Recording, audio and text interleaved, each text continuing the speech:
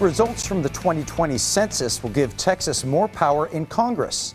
Texas gained 2 seats in the House, while states like California and New York lost seats because of population trends. Here to talk about this is the state demographer and director of the Texas Demographic Center at UT San Antonio, Dr. Lloyd Potter. Thank you for joining us. Thanks for inviting me. You know, Texas's population grew by about 4 million people in the past 10 years. How much of that growth was in Austin and the Central Texas area? Well, a disproportionate amount was. So certainly the Austin area is growing fast. If you kind of look at the counties, if you look at Travis, Hays, Williamson, Bastrop counties, probably about 12 or 13% of the total population of that almost 4 million is that of the growth was in those counties. So certainly if you look at the Austin metro area, it's growing faster than most of the rest of the country and faster than much of Texas as well. With that in mind, which parts of the state could see real changes when redrawing boundaries? Well, certainly the areas that are growing fast and significantly are going to, so the idea of drawing boundaries is they're all going to be roughly the same size in terms of population.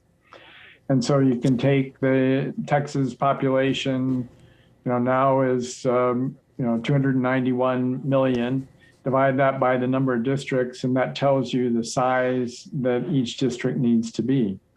So those areas that have grown significantly and fast, so if you kind of go up to Williamson and Hays County, those places have grown very quickly as a function of largely domestic migration.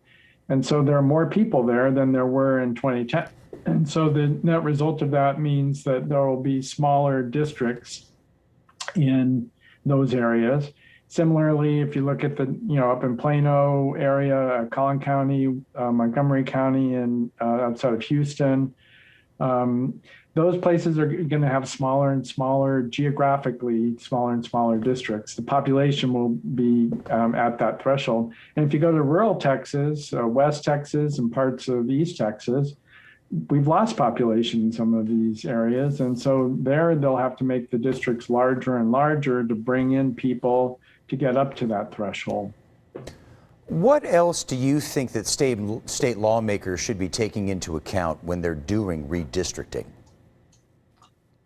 Well, I mean, generally speaking, the idea is to build districts that have what is often referred to as a community, that have a community of interest. So they have common interests. So the idea would be if you're drawing a district in a rural part of the state, you probably don't want to pull in a whole lot of urban areas, because that then means their representation is going to be focused on urban issues and perhaps less on rural issues.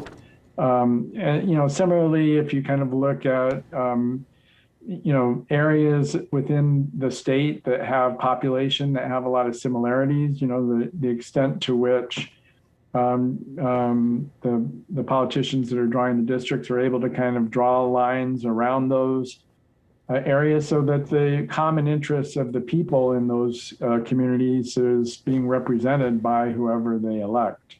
So that's the idea.